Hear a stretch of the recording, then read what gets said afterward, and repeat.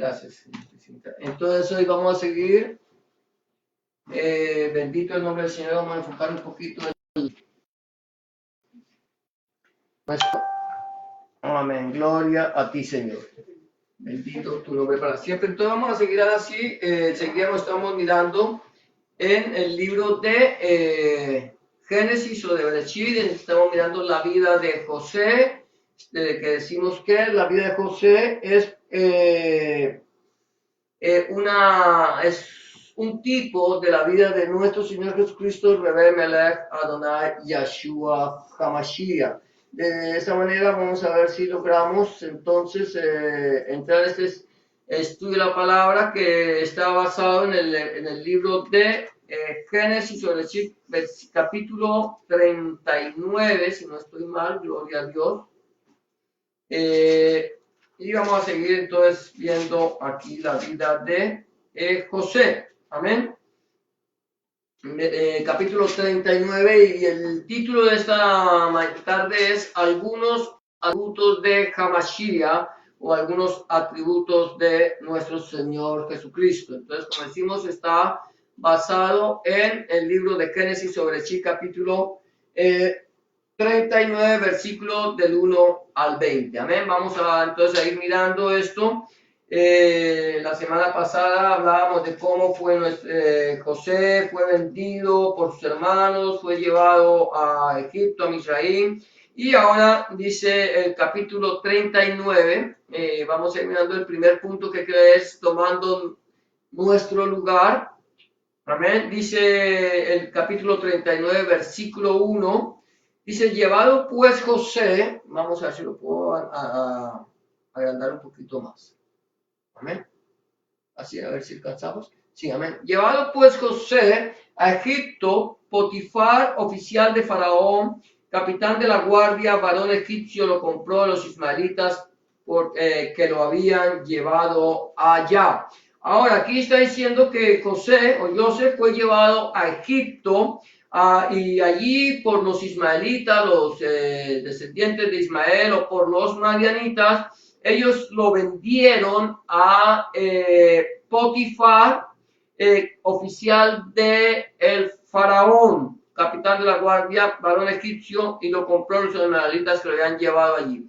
Aquí le puse yo este punto tomando nuestro lugar. ¿Por qué razón? O sea, aquí vemos que, gloria a Dios, José es llevado allí y es vendido a Potifar. No sé por qué aquí esto, pero entonces mira lo que dice Juan 11, 49, 55, dice, entonces Caifás, uno de ellos, sumo sacerdote aquel año, le dijo, vosotros no sabéis nada, ni pensáis que nos conviene que un hombre muera por el pueblo y no que toda la nación perezca.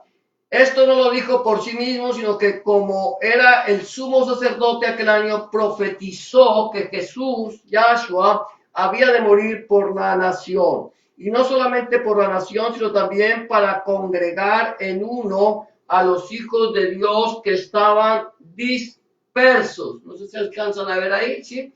Amén, gloria a Dios. Entonces, ¿aquí qué pasa? Aquí vemos a José que es vendido a un oficial de Egipto, y este hombre es un hombre pagano, es un hombre que no tiene conocimiento de el Señor, es egipcio, es un idólatra, es una persona que está al servicio de Faraón. Pero aquí es importante porque, ¿qué es lo que pasa? Vemos cómo los hermanos de José querían quitarle la vida a José, querían que él pereciera, querían quitarlo de la faz de la tierra. Ahora encontramos cómo Rubén, el hermano mayor, procura salvarlo. Vemos como Pedro también procuró que nuestro Señor Jesucristo, Rebe Melech Adonai Yeshua Mashiach,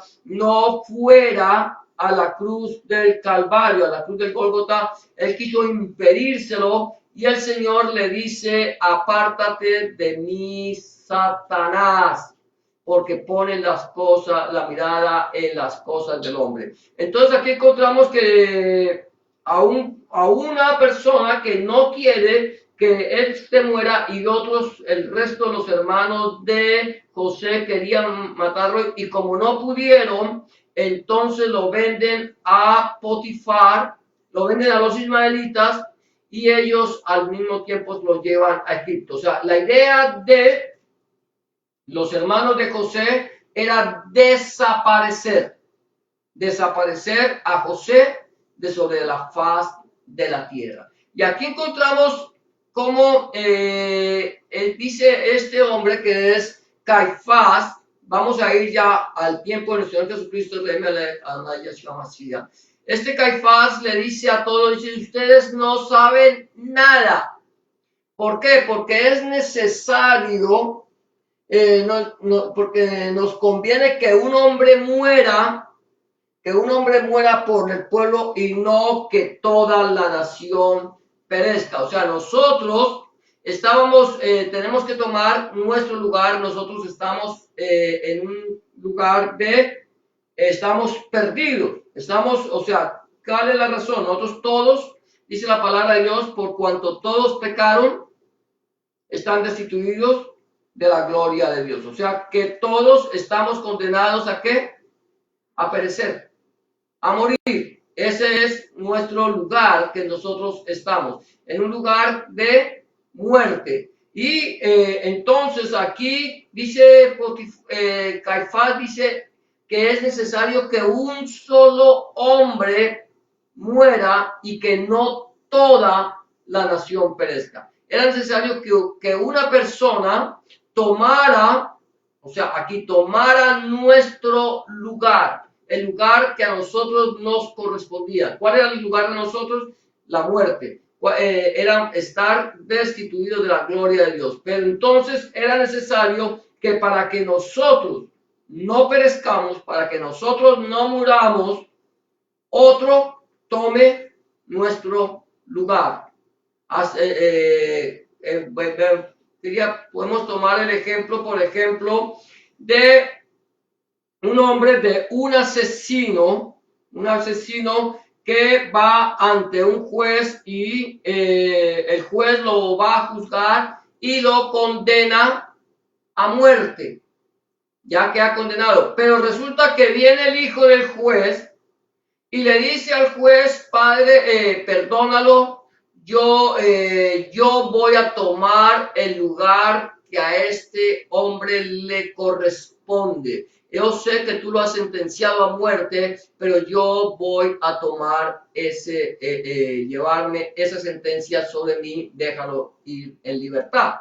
Entonces, ¿qué hace esto? Aquí está él tomando el lugar de cada uno de nosotros. Nosotros estábamos sentenciados y por eso dice que esto lo dijo no por sí mismo, o sea, no porque Caifás fuera una eminencia, era un hombre que era un conocedor de la palabra de Dios, del Tanakh, de la Torá, de todo lo que era la palabra del Señor, la conocía pero no la entendía. No la pudo entender. Por eso dice que esto lo dijo no por sí mismo, sino que como era el sumo sacerdote de aquel año, profetizó, o sea, habló la palabra de Dios, lo que Dios le puso en sus labios, de que era necesario que una sola persona muriera por nosotros. Entonces profetizó que Jesús habría de morir por la nación. ¿Por cuál nación? Por la nación. Por la nación de Israel. Pero dice aquí, dice por la nación, pero sigue diciendo, y no solamente por la nación, no solamente por Israel, no solamente por el pueblo de Israel, sino también para congregar en uno a los hijos de Dios que estaban dispersos. ¿Qué quiere decir con esto? Que nosotros, el Señor, toma el lugar que nos corresponde y derriba el muro, la pared intermedia que nos dividía, haciendo de los dos pueblos uno solo. Había una pared intermedia de división que no permitía que los judíos y los gentiles se juntaran. Esto es interesante. Allí en el tiempo de nuestro Señor Jesucristo había una pared donde venían los judíos a orar al templo, no precisamente dentro del templo porque nadie podía entrar al templo, solamente los sacerdotes y el sumo sacerdote, nadie más podía entrar al atrio interior, allí al templo, entonces tocaba desde afuera el atrio exterior, pero había una pared que hacía una división. Entonces, por un lado, entraban los judíos, hijos de Abraham, los descendencia directa de Israel, y oraban, y en el otro lado entraban los que se llamaban prosélitos, o sea, esas personas que se convertían al judaísmo, aceptaban las leyes de la Torá y entonces cumplían la Torá, pero eran israelitas o judíos, pero ya no descendientes, sino los que eran, que se convertían siendo de otras naciones. ¿Me hago entender? Entonces venía y había una pared, como la que hay hoy por hoy, ¿cierto? Como la división que se hace hoy cuando vas a Jerusalén al muro de los lamentos, al hotel, hay una división, hay una separación. Aquí ya no separan a los judíos descendientes de Israel con los judíos conversos, sino que separan a los hombres de las mujeres. Las mujeres a un lado, los hombres a otro. Aquí eran los judíos a un lado y los convertidos al judaísmo en otro lado, de tal manera que había una pared que separaba, que hacía división, que hacía acepción de personas. Pero cuando viene el Señor Jesucristo, entrega su vida por nosotros, esa pared intermedia se cae y hace de los dos un solo pueblo. Entonces, tomando nuestro lugar es porque es el Señor que tomó nuestro lugar. Él tomó el lugar que a nosotros nos correspondía yendo allí a la cruz del Calvario. Ahora sigue siendo la voluntad de Hashem, o sea, la voluntad de Dios. Hashem significa el nombre. Esa palabra Hashem es la palabra que utiliza el pueblo de Israel para no pronunciar el nombre de Yahweh o el nombre de Jehová. Entonces dicen Hashem. Cuando ellos están leyendo la Torah o están leyendo el Tanakh, cuando aparece la palabra Yahweh, que está ahí escrita, ellos no pronuncian Yahweh, sino pronuncian Hashem, o pronuncian Elohim, o pronuncian Adonai. Entonces aquí dice la voluntad de Hashem prosperada en su mano, la voluntad de Dios prosperada en su mano. Versículos 2 y 3 del capítulo 39 de Génesis, dice, mas Jehová, Yahweh, estaba con José y fue varón próspero y estaba en la casa de su amo el egipcio. Y vio su amo que Yahweh estaba con él y que todo lo que él hacía, Yahweh lo hacía prosperar en su mano.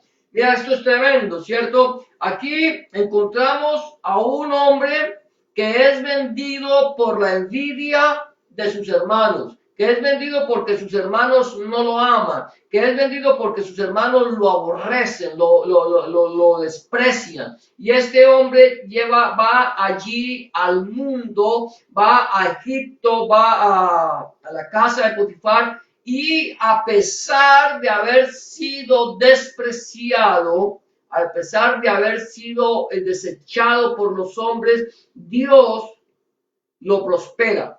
Entonces, la voluntad de Dios hace prosperar la vida de José. Todo lo que hacía José, todo, absolutamente todo lo que él hacía, prosperaba. Algo así como decir, iba y cogía un palo de escoba, lo sembraba y empezaba a dar frutos. Porque todo lo que él hacía era próspero. Era porque estaba haciendo la voluntad de Dios. Él no estaba quejándose, él no estaba llorando todo el tiempo. Señor, ¿por qué a mí?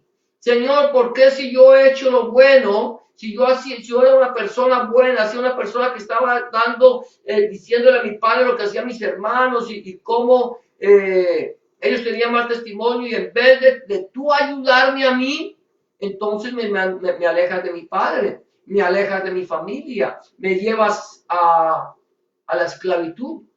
No, José era un hombre que a pesar de las dificultades, a pesar de sus problemas, a pesar de haber sido aborrecido y despreciado, él seguía confiando en el Dios de Abraham. Él seguía confiando en Hashem. Él sabía que todas las cosas obraban para bien a los que aman al Señor.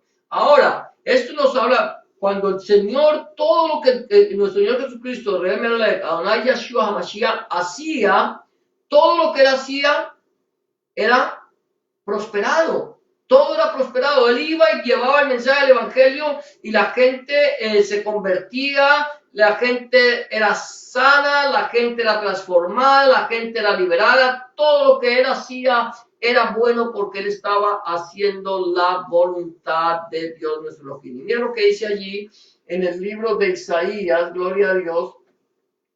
Isaías 53, 10 dice, 53 dice, con todo eso, mire, el capítulo 53 de Isaías, lo hemos hablado, es el capítulo que nos habla del siervo sufriente de Yahweh, el siervo sufriente de Jehová. Cuando tú lees el capítulo 53, empiezas a mirar todo el viacrucis, por así decirlo, de nuestro Señor Jesucristo, como el Señor va el camino al Calvario. Ahí está, ahí 400 o 600 años antes de nuestro Señor Jesucristo, 400 años creo, Isaías refleja toda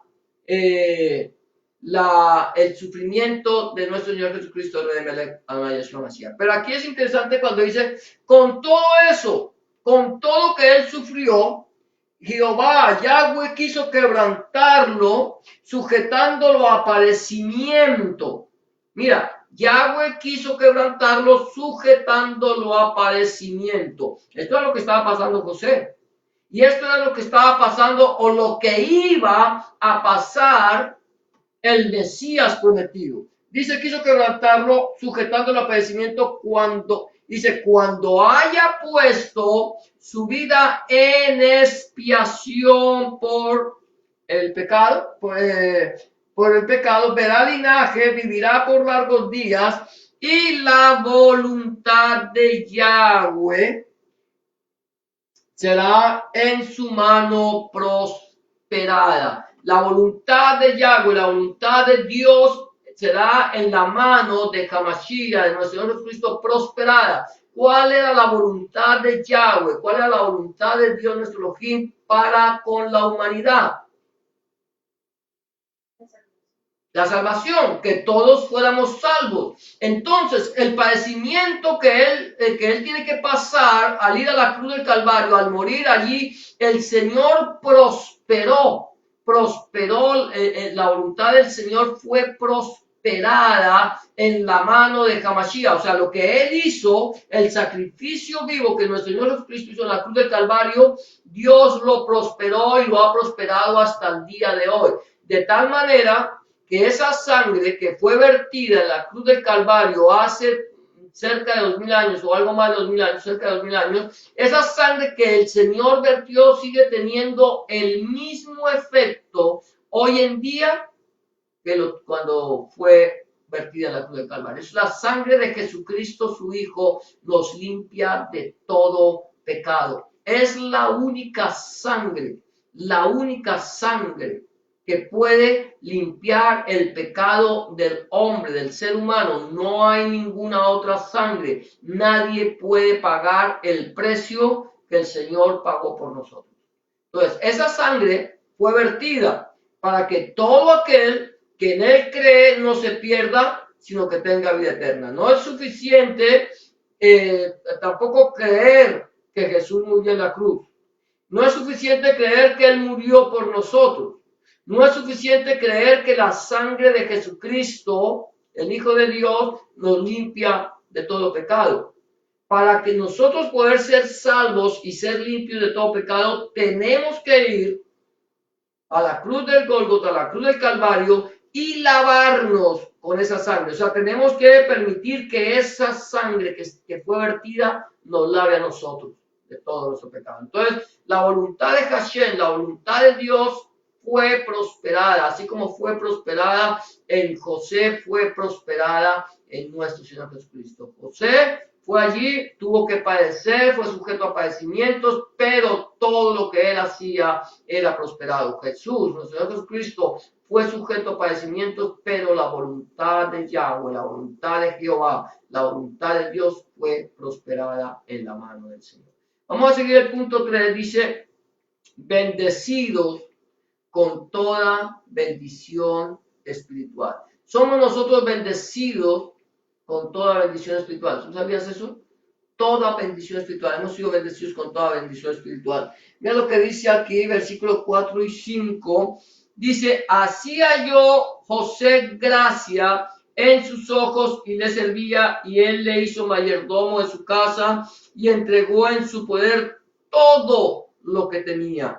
Y aconteció que desde cuando le dio el encargo de su casa y de todo lo que tenía, Yahweh bendijo a la casa del egipcio a causa de Joseph, y la bendición de Yahweh estaba sobre todo lo que tenía, así en casa como en el campo. Mira esto, todo, simplemente por la única razón de que José estaba en la casa de él. Por estar José en la casa de Potifar, Dios le bendijo no solamente lo que tenía en la casa, no solamente quizás sus negocios que tenía en la casa, sino también lo bendijo en el campo. No solamente Dios prosperó la voluntad de él en José, sino que bendijo a Potifar solo por el hecho de que él estaba en su casa. Y esto nos habla a nosotros, cuando nosotros tenemos al Señor Jesucristo, en nuestro corazón, en nuestra vida, en nuestro hogar, Dios bendice nuestro hogar solo con la sola presencia del Señor en nuestras vidas. Ya tenemos la bendición de Dios, ya hay una bendición allí.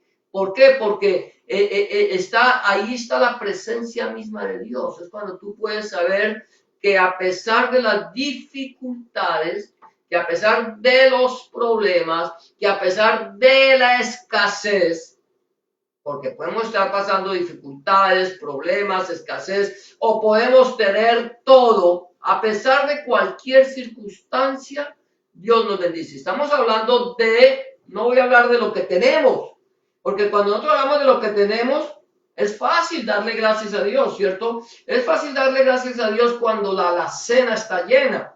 Es fácil darle gracias a Dios cuando abrimos la nevera y la nevera tenemos de todo lo que necesitamos.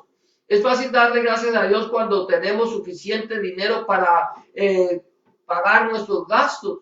El problema es darle gracias a Dios en el momento de la dificultad. Cuando empezamos que abrimos la alacena y como que no tenemos nada, que la nevera está desocupada, que estamos pasando momentos difíciles económicamente. Pero a pesar de eso, un verdadero creyente, un verdadero discípulo del Señor, a pesar de todos los problemas, sabe que aún en la escasez, Dios provee abundantemente. Es lo que dice el libro de los Proverbios, dice que en el barbecho del pobre hay abundancia de pan, pero se pierde por falta de conocimiento. Pero también, como dice Pablo, dice, por todo y para todo estoy enseñado. Sé vivir abundantemente y sé pasar necesidad, todo lo puedo en Cristo que me fortalece. Y otra parte dice, al que le dio más, no le sobró. Y al que le dio menos, no le hizo falta, no le faltó, no le hizo falta absolutamente nada. Y eso lo hemos podido ver los que hemos aprendido a esperar en Dios. Los que sabemos que Dios tiene todo bajo control. Llega el momento, a veces estamos pasando por el momento difícil, que llega el momento de pagar la renta, que no tenemos el dinero y como que las cosas no se dan. Y en el momento que ya podríamos ir en el punto crítico, entonces Dios es el que hace la obra y nunca nos deja desamparados. Él dice, yo no te dejaré ni te desampararé. Como estuve con Josué, estaré también contigo. Mira lo que dice Efesios capítulo 1, versículo 3. Dice, bendito sea el Dios y Padre, alabado sea el nombre del Señor, gloria a Dios. Bendito sea el Dios y Padre de nuestro Señor Jesucristo, que nos bendijo con toda bendición espiritual en los lugares celestiales en Cristo. Bendito sea el Dios y Padre, gloria a Dios. Quedamos, se nos cortó un momentico, déjame ver que nos cortaron la transmisión. Entonces, bendito sea el Dios y Padre de nuestro Señor Jesucristo, que nos bendijo con toda bendición espiritual. Mira, toda bendición espiritual. ¿En dónde? En los lugares celestiales. Toda bendición espiritual en los lugares celestiales. Ahora, aquí está diciendo Pablo, bendito sea el Dios y Padre de nuestro Señor Jesucristo. Estamos bendiciendo, tenemos que bendecir el nombre del Señor. Esa es una oración que siempre tendrán los judíos en Baruch atah Adonai Eloheinu, ¿cierto? Bendito eres tú, Señor, nuestro Dios. Y aquí entonces dice de nuestro Señor Jesucristo que nos bendijo con toda bendición espiritual. O sea, toda bendición. ¿La bendición de dónde viene? De Dios, de los lugares celestiales. O sea, viene de la presencia misma de Dios. Dios nos ha bendecido a nosotros con toda bendición. Dice con toda, ¿cierto que dice? Con toda. O sea, que no es con algo de bendición. A veces dice, bueno, Dios me bendijo con esto, con aquello. No, Dios nos bendice con toda bendición espiritual. Quiere decir que la bendición, volvemos al punto de Yahweh, es la que enriquece y no añade tristeza con ella. Él nos bendice y nos enriquece. No necesitamos tener millones para tener las riquezas de parte de Dios. Dios nos ha dado suficiente y Él nos bendice con toda bendición espiritual en los lugares celestiales. Amén. Ahora el siguiente punto es hermoso semblante. Hermoso semblante. Dice la palabra del Señor allí, sigue diciendo, versículo 6, y dice, y dejó todo lo que tenía en manos de Joseph, y con él no se preocupaba de cosa alguna, sino del pan que comía. Del pan que comía, y era José ¿de qué? Hermoso semblante y bella presencia. Eso es lo que toda mujer quisiera tener en su casa, ¿cierto? Un hombre de hermoso semblante y bella presencia. Eso es lo que era José. Un hombre que llegó allí y porque era de hermoso semblante y bella presencia. Amén. La gloria de Dios estaba en su vida, o sea, él lo que resplandecía a través de Joseph, era la gloria de Dios, o sea que su semblante era hermoso y su presencia era bella. Era algo impresionante. Eso me hizo acordar de una vez de un muchacho que le ha entregado su vida al Señor, que le seguía los caminos de nuestro Señor Jesucristo, y hubo una chica que lo vio y quedó enamorada de ese hombre. No sabía, estaba tan enamorada que hizo lo posible por conquistarlo, lo conquistó. Ella era una chica del mundo, no era creyente en el Señor, lo conquista y lo saca y se lo lleva para el mundo y se lo lleva a la discoteca y se lo lleva a las fiestas. Y llega un momento en que ella lo mira y dice, yo no sé qué fue lo que yo le di a este hombre, porque no tiene ningún atractivo, no me gusta, es feo, es una persona que no era atractiva. Ella no sabía que le había visto. Lo que ella había visto en ese hombre no era la belleza física que este hombre tenía, sino que era la belleza espiritual que estaba irradiando por la gloria de Dios. Cuando este hombre estaba en la presencia de Dios, su vida era una vida que irradiaba la gloria de Dios. Cuando este hombre se alejó, pues inmediatamente la gloria de Dios se alejó de él. No que la gloria de Dios se hubiera ido. Él dejó la gloria de Dios, salió de debajo de la Shekinah, de debajo de la gloria de Dios para irse al mundo. Y allí fue donde esta mujer se dio cuenta realmente qué era lo que tenía este hombre. Lo que este hombre tenía de atractivo venía de la presencia de Dios. Y aquí vemos aquí de este hombre que era hermoso semblante y bella presencia. Y esto me habla de la vida también de nuestro Señor Jesucristo. Miren lo que dice el Salmo 45, Tehilim 45, versículos 2 y 6.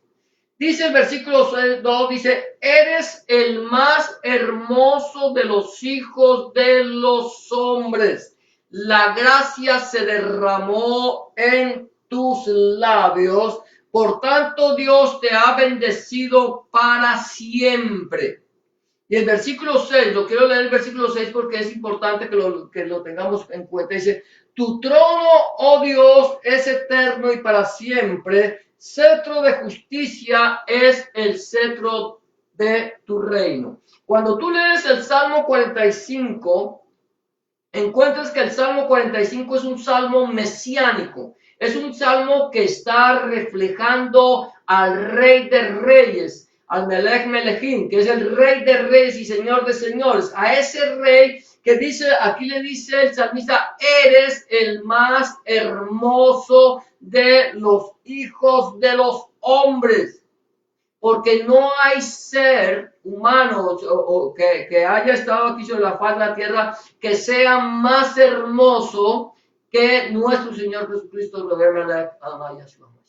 Él es el más hermoso de los hijos de los hombres porque Él nació como hombre. Y por eso dice, la gracia se derramó en tus labios. O sea, la palabra de Dios que brotaba de la boca del Señor era la gracia de Dios. Y cuando leí este versículo 6 es porque quiero decirte que este versículo 6 está relacionando al Mesías como el Hijo de Dios y como Dios mismo. Por eso dice, Hebreos 1.8 dice, gloria a Dios, yo quiero que miremos un poquito Hebreos 1.8 en el Nuevo Testamento, lo que escribe allí el escritor de Hebreos, él dice, hablando de nuestro Señor Jesucristo, del Mesías, gloria a Dios, bendito el nombre del Señor.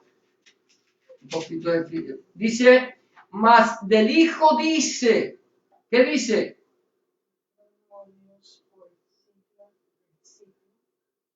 Cetro de equidad, es el cetro de tu reino.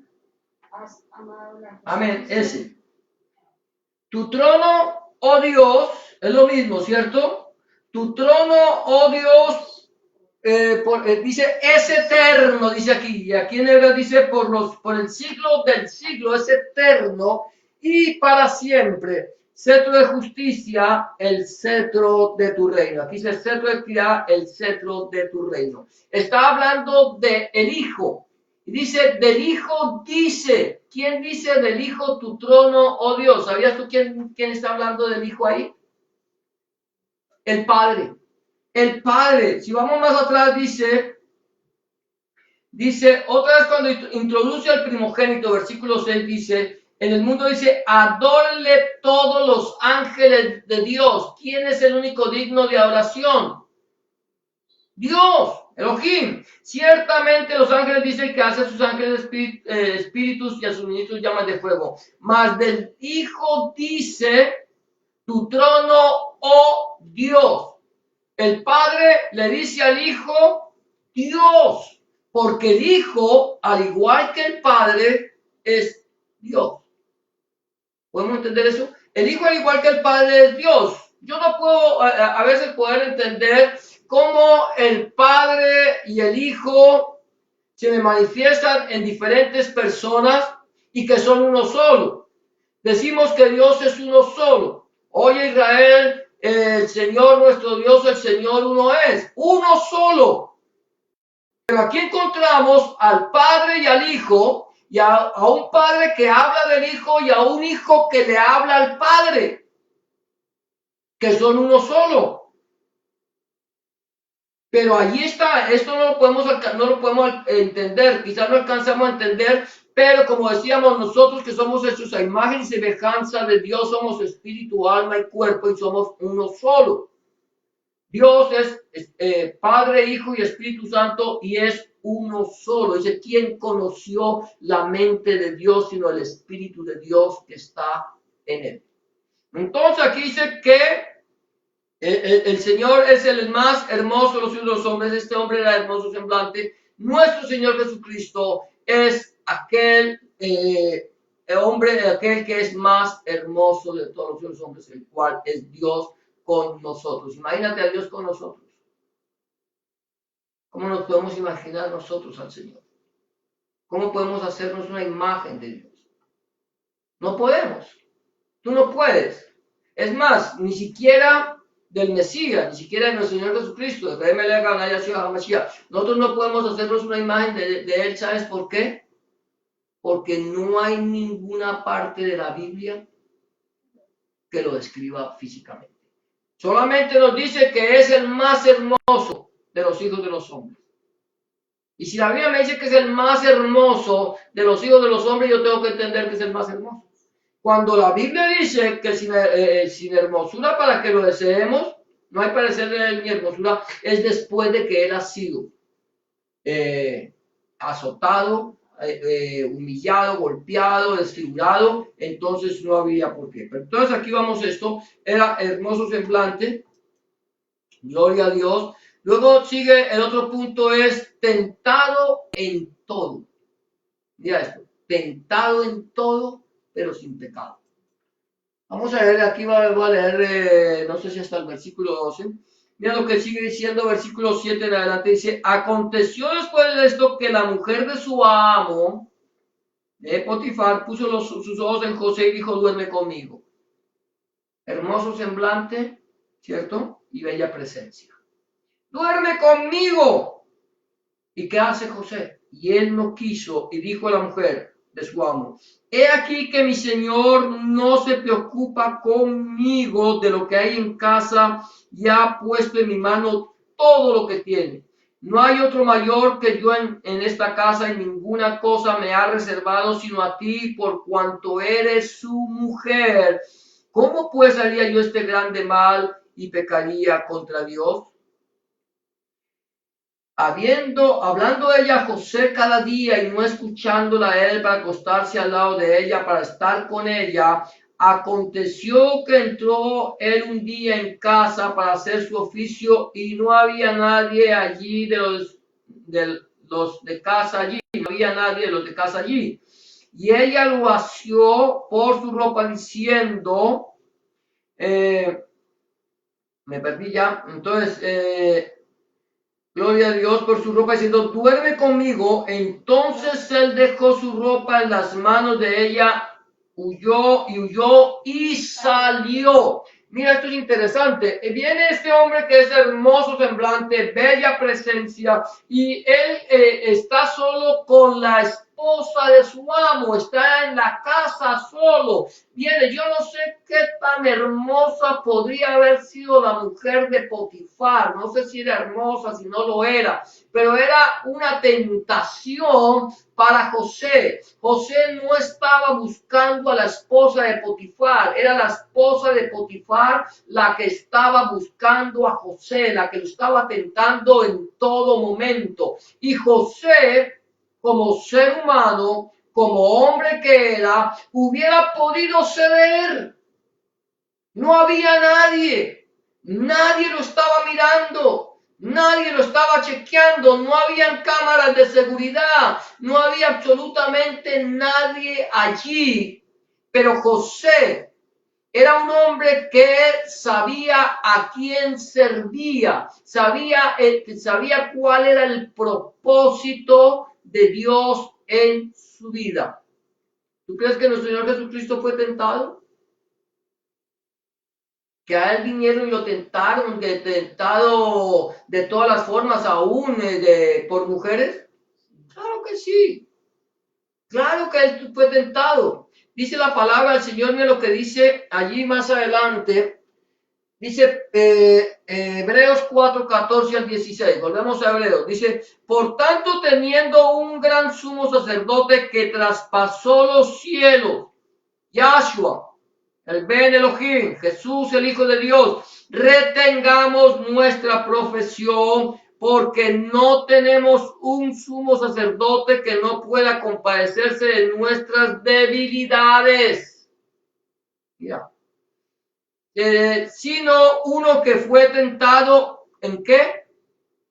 En todo, según nuestra semejanza. Fue tentado en todo según nuestra semejanza, pero sin pecado.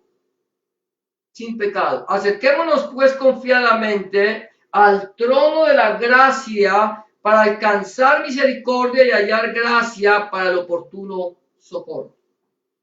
Dice que no tenemos, por tanto, teniendo un gran sumo sacerdote que traspasó, ¿qué? Los cielos, los somayim, los cielos. Jesús, Yahshua, el Hijo de Dios, retengamos nuestra profesión. ¿Cuál es nuestra profesión? Ah, no, mi profesión es pastor, mi profesión es maestro, maestra, mi profesión es caregiver. Yo qué sé qué profesión. Nosotros decimos, pero ¿de qué profesión está hablando aquí el escritor de los Hebreos cuando dice que retengamos nuestra profesión? Está hablando de retener nuestra profesión de fe. La fe es una profesión. La emuná. Eso es fe. La fe, el creer, el saber que Dios es el que llama las cosas que no son como si fueran. Él es el Padre de la fe. El autor y consumador de la fe, dice la palabra del Señor en Hebreos capítulo 12. Autor y consumador de la fe. ¿Quién? Jesucristo. Él es el Padre de la fe. Él creó todas las cosas que nosotros vemos de lo que no se veía, de lo que no existía. Dice, tengamos nuestra profesión. Dice, porque no tenemos un sumo sacerdote que no pueda compadecerse de nuestras debilidades, sino uno que fue tentado en todo, según nuestra naturaleza, pero sin pecado. José fue un hombre que fue tentado y él se mantuvo fiel a la profesión de fe a la cual Dios lo había llamado. Nuestro Señor Jesucristo fue tentado en todo, según nuestra naturaleza. Es que mucha gente dice, no, pero es que Jesús, Yahshua era Dios. Él era Dios y como Dios podía vencer el pecado. Dios vence el pecado. Pero nosotros tenemos que entender que nuestro Señor Jesucristo, Rebemelech, Adonai Yahshua HaMashiach, aunque era 100% Dios, era 100% hombre. Él padeció conforme a nuestra naturaleza. Él estaba en la misma naturaleza, en la misma condición en que estábamos todos los seres humanos. En la misma. Todos los seres humanos somos pecadores. ¿O habrá alguno que no peque? Yo he conocido muchos que dicen que flotan, pero nunca los he visto flotar. Dicen que ellos no pecan. Ahí con eso ya pecaron. Ya se acabó. Pero ya cuando digo que yo no peco, estoy pecando. Pero nuestro Señor Jesucristo fue tentado en todo, pero sin pecado. Sin pecado. Y Él se puede compadecer de nuestras debilidades. De nuestras debilidades. Que nosotros tenemos debilidades. Nosotros tenemos debilidades. Que no andamos diciéndolas a Raimundo y todo el mundo, diciéndole a todo el mundo nuestras debilidades. No tenemos debilidades.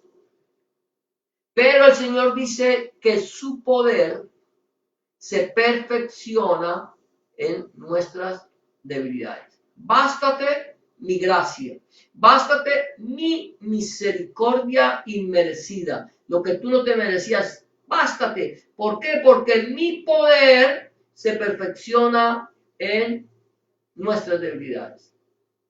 Y luego dice otra parte en el Tanaj, en el Antiguo Testamento, que dice, diga el débil, fuerte soy. Entonces, tenemos a uno que fue tentado en todo, pero sin pecado, y que se puede compadecer de nuestras debilidades, porque fue tentado de acuerdo a nuestra naturaleza. Seguimos aquí. Luego, al que no conoció pecado, ya esto, al que no conoció pecado lo hizo pecado. ¿Qué hizo José? Salió huyendo. No complació a la mujer de Potifar. Hubiera podido complacer a la mujer de Potifar. Nadie se hubiera enterado y todo tan tranquilo. Pero él salió huyendo. Entonces aquí mira lo que pasa. Aquí es interesante. Versículo 15 al 16. Dice, y viendo que yo, bueno, 14, 13. Cuando vio ella que le había dejado su ropa en sus manos y había huido fuera, o sea que le tocó salir tal como Dios lo trajo al mundo, llamó a los de casa y les habló diciendo, mirad, nos ha traído un hebreo para que hiciese burla de nosotros. Vino él a mí para dormir conmigo y yo di grandes voces. Y viendo que yo alzaba la voz y gritaba, dejó junto a mí su ropa y huyó y salió. Y ella puso junto a sí la ropa de José hasta que vino su señor a su casa. Yo no sé si más adelante. Entonces le habló ella misma las palabras diciendo, vamos al 20, sí. Habló ella misma las palabras diciendo, el siervo hebreo que nos trajiste vino a mí para deshonrarme. Y cuando yo alcé mi voz y grité, él dejó su ropa junto a mí y huyó fuera. Y sucedió que cuando oyó el amo de José las palabras de su mujer, que su mujer le hablaba diciendo, así me ha tratado tu siervo, se encendió su furor y tomó su amo a José y lo puso en la cárcel donde estaban los presos del rey y estuvo allí en la cárcel. Mira, este hombre que no había hecho absolutamente nada, que había actuado de una manera justa. Él era este hombre que no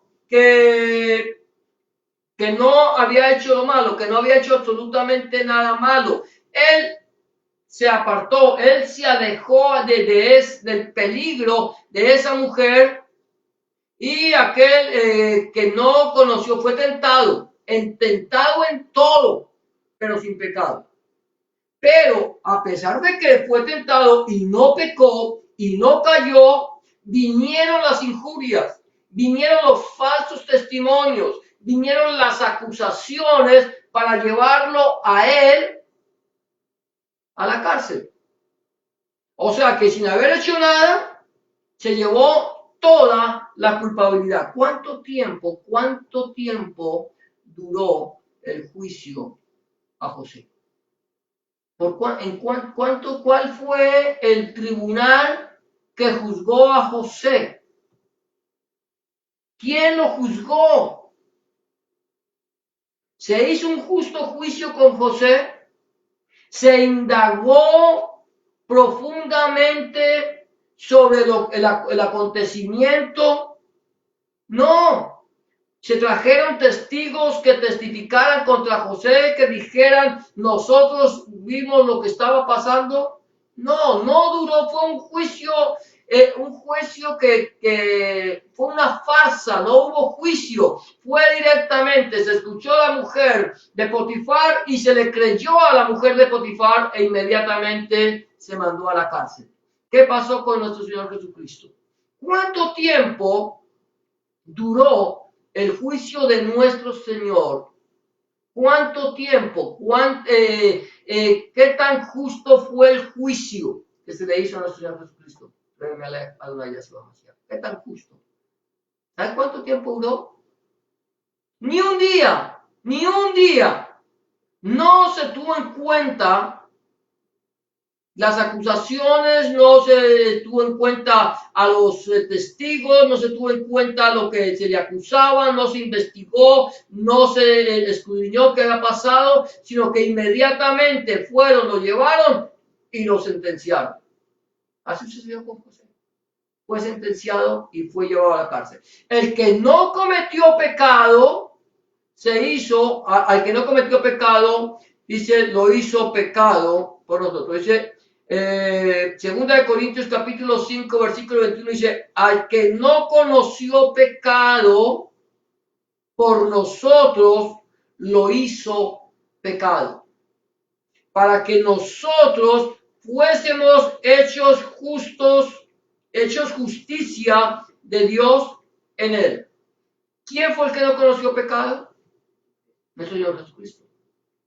A este que no conoció Dios, Elohim, lo hizo pecado, aceptó el sacrificio de nuestro Señor Jesucristo,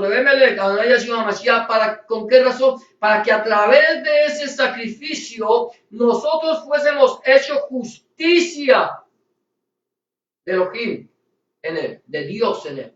Porque acuérdate que dice la palabra justificados, pues por la fe tenemos paz para con Dios, ¿por medio de quién? De nuestro Señor Jesucristo. Es a través de él. El Padre te mira a ti a través de la sangre de Hamashiach, a través de la sangre de Cristo. Y cuando el Padre te ve a través de la sangre de Hamashiach, de nuestro Señor Jesucristo, Él te ve a ti justificado. Eres justo, eres justa, eres una persona justa delante de la presencia de Dios. ¿Por qué? Porque Él tomó el lugar que a nosotros nos correspondía. Ya con eso termino. Predicó a los espíritus encarcelados. Predicó a los espíritus encarcelados. Versículos 21 y 23 dice, al 23 dice, pero Yahweh estaba con José. Estaba con José, siempre estuvo con José y le extendió su misericordia y le dio gracia en los ojos del jefe de la cárcel. Y el jefe de la cárcel entregó en mano de José el cuidado de todos los presos que había en aquella prisión. Todo lo que se hacía allí, él lo hacía. No necesitaba atender el jefe de la cárcel cosa alguna de las que estaban al cuidado de José, porque Yahweh estaba con Joseph y lo que él hacía, Yahweh lo prosperaba. ¿A dónde fue? ¿A dónde lo mandaron? A la cárcel.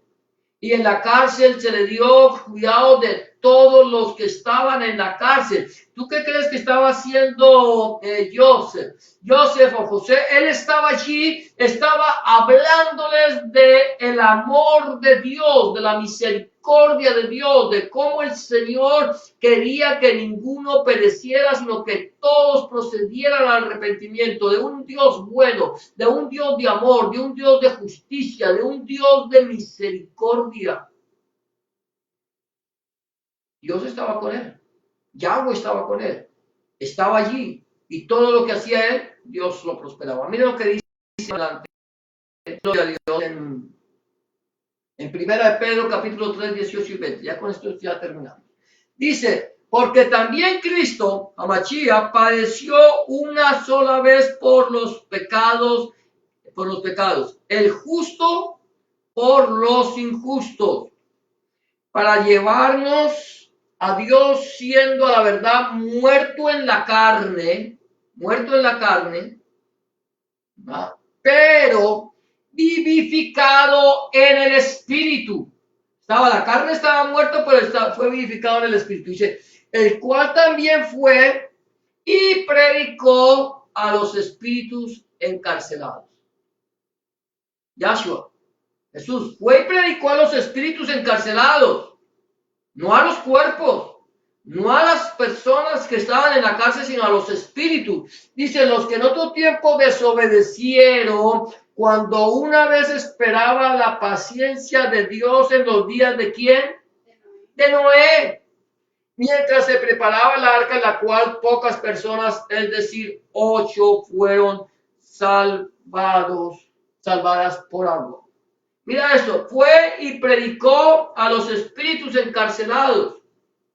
¿Quién eran los espíritus encarcelados? Aquellos que en el tiempo de Noé estaban esperando, los que en otro tiempo se decían, dice, los que en otro tiempo, cuando Una vez esperaba la paciencia de Dios en los tiempos de Noé. ¿Cuál fue la paciencia de Dios en los tiempos de Noé? Decirle a la gente que se arrepintieran, decirle a la gente que él iba a enviar un diluvio de agua, decirle a la gente que iba a enviar agua del cielo cuando no caía agua del cielo, mandar a un hombre que consideraron loco porque durante 100 años estuvo haciendo un cajón de madera, predicándole a la gente que se arrepintieran, haciendo un cajón donde luego metió todos los animales en el arca y en el cual el Señor les salvó. A esos dice la palabra del Señor que Él fue y les predicó y decirles, yo he vencido con poder. Estos quizás no tenían ahí oportunidad de ser salvos, ya habían muerto en el pecado, pero estaba el Señor diciéndoles, yo he vencido. Y ustedes un día tendrán que ir ante la presencia de Yahweh, ante la presencia del Padre, del Hijo y del Espíritu Santo, separarse frente al gran juicio del trono blanco y ser sentenciados de acuerdo a la perfecta voluntad de Dios. Todos. El Señor fue y le predicó a toda la humanidad. Él predicó a la humanidad para que los muertos supieran, no solamente los que murieron en pecado por desobediencia, sino aquellos que murieron esperando la salvación, la redención de Dios, supieran que ya esa redención había llegado. Ahora, el mensaje es para nosotros que estamos vivos. Va a haber un momento en que nosotros tengamos que comparecer ante la presencia del Señor, absolutamente todos. Pero la misericordia de Dios es que nosotros no perezcamos. Cuando dice muchos son los llamados y pocos los escogidos. ¿Quiénes son los llamados?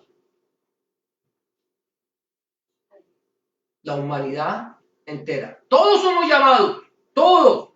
Pero ¿quiénes son los que van a ser escogidos? Los que tienen al Señor, los que se lavan en la sangre que Cristo vertió en la cruz del Calvario. Aquel que rechaza el sacrificio vivo del Señor Jesucristo, de Rebbe Melech, Adonai Yeshua Mashiach, en la cruz del Gólgota, aquellos que la rechazan, habiendo escuchado, ya tendrán su recompensa. Pero el tiempo es aquí, es ahora, este es el momento. Este es el momento en que nosotros tenemos la oportunidad de decirle al Señor, Señor, perdóname, transforma mi vida, lávame y haz de mí una nueva criatura. Mientras que estamos aquí en el cuerpo, cuando ya apartamos a la presencia del Señor, entonces ya no habrá una segunda oportunidad. Así los mormones se bauticen por los muertos. Es ahora que estamos vivos. Cuando ya muramos, nada, el Señor dice, el que creyere y fuere bautizado, no el que se bautice, el que creyere por otro y se bautice por él. Porque si no, así sería todo sencillo. Las religiones todas nos muestran un camino fácil. Nuestro Señor Jesucristo nos dice, solamente hay un camino. Y ese camino se llama, se llama nuestro Señor Jesucristo. Él dice, yo soy el camino, la verdad y la vida. Nadie viene al Padre sin por mí. La pregunta es, ¿cómo estamos nosotros? ¿Cómo estamos nosotros delante de la presencia del Señor? Ya le entregamos nuestra vida, ya le dejamos que Él entre en nuestro corazón. Él es nuestro Señor y nuestro Salvador y estamos haciendo la voluntad de Dios. Si no lo estamos haciendo, entonces es el tiempo en que nosotros empecemos a buscar hacer la voluntad de Dios, nuestro Salvador. Vamos a terminar con esto. Vamos a orar, vamos a darle gracias al Señor en esta tarde. Vamos a pedir al Señor que Él sea tocando nuestras vidas, nuestros corazones y que nos enseñe a hacer su voluntad agradable y perfecta para nuestra vida. Bendito eres tú, Señor, nuestro Dios, Rey del universo, que nos has permitido llegar a este momento, a esta hora, Padre Santo. Te damos gracias, te damos la honra, la gloria y la alabanza, porque tú eres bueno y para siempre es tu misericordia. Gracias te damos, Señor, por el sacrificio vivo, Señor, que tú hiciste en la cruz del Calvario, Padre Santo. Señor, tomando el lugar que a nosotros, Señor, nos correspondía, Señor. Tú lo tomaste, Señor, Dios mío. Tú que eres el justo de los justos, el que el Señor fuiste tentado en todo, pero sin pecado. Y tú que no conociste pecado, te hiciste pecado por nosotros. Gracias, Señor, porque gracias a ese sacrificio vivo en la cruz del Calvario, Señor, es que nosotros tenemos esperanza de vida y sabemos, Padre Santo, que un día iremos a tu presencia, Señor, y esperamos, Padre Santo, Señor, que tú nos digas cuando lleguemos a tu presencia, bien, buen siervo y fiel, sobre poco has sido fiel, sobre mucho te pondré. Señor, cada uno de nosotros, nuestras hermanas, Señor, los que te han entregado su vida, Señor, y aquellos, Padre Santo, que aún no le han entregado su vida a ti, Señor, que seas tú, Señor, permitiendo que ellos, Señor, en esta tarde, en este momento, sean tocados y puedan decirles, Señor, yo quiero que tú entres en mi vida, cambies mi corazón, hagas de mí una nueva criatura, Señor, que perdones mi pecado, que limpies mis rebeliones, que entres en mi corazón y que cambies mi vida, Padre. Te recibo en mi corazón como mi único y suficiente Salvador. Que aquella persona que haga una oración de fe como esta, Señor, seas tú escuchando su oración, Señor, entrando en su vida y cambiando su vieja manera de vivir. En el nombre de Jesús de Nazaret, te damos gracias, Padre, porque tú es el reino, el poder y la gloria para siempre. Amén y amén. Amén, amados hermanos, el Señor les bendiga. Desde aquí vamos al final de este tiempo.